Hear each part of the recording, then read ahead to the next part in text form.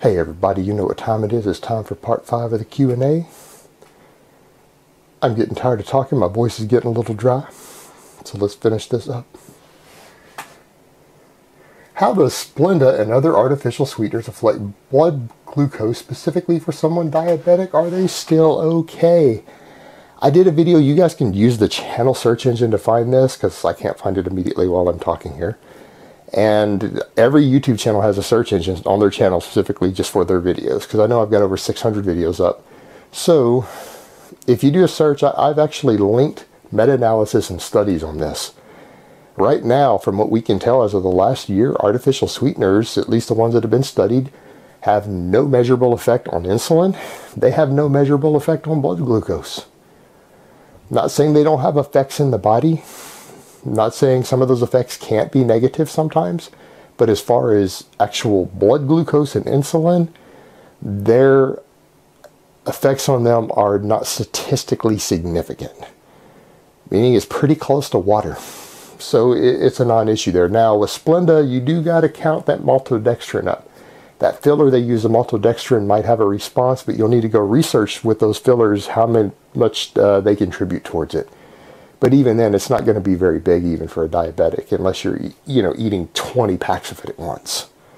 But 1 or 2 packs of Splenda, it shouldn't make a significant difference even with that maltodextrin, but you'll need to go look at the content and figure it out for yourself. But as far as the actual sweeteners themselves, they do not seem to have a measurable effect. All right, next question. Is there any science behind all this anti-grain and gluten-free bullshit for normal, healthy person? Nope, it's bullshit. And as far as even the gluten thing, now on the grains thing, we could argue about people eating excessive amounts of refined carbs and it pushing them over their calorie limits. Or people who maybe have potential inflammatory imbalances because they're extremely omega-3 deficient and then they're adding in a little bit of N6 fat through these grains. But that's easily solved just by adding a little omega-3 to your diet. Eat a hell of a lot more greens or take an omega-3 supplement or eat some flax seeds. Problem goes away. Now as far as the gluten thing goes, non-celiacs, gluten intolerances are bullshit. This is a make-believe pixie fairy that has been used to sell books, and it's not me saying that, it's all the leading researchers around the world are saying that as of right now. Last year, one of the top allergists in the world came out and said publicly he is convinced at this point that gluten allergies are a myth. He has not come across a single documented case in a lab where a person has an allergic reaction to gluten. You can't find one. Leading allergist. All right, so it seems to be a myth. It doesn't seem to actually exist. The other gluten intolerance that they studied, dietitians have looked at it, and it appears from what they can find that it's all psychosomatic. It's people because they've read books, they think they have a gluten intolerance. It turns out they actually don't. There's no actual physical markers of it. No one seems to actually be gluten intolerant other than true diseases like celiac disease. And I know someone personally who has celiac disease. And if you are truly gluten intolerant, which means you have celiac disease, it's not an option. If you eat a piece of bread, you shit a pint of blood.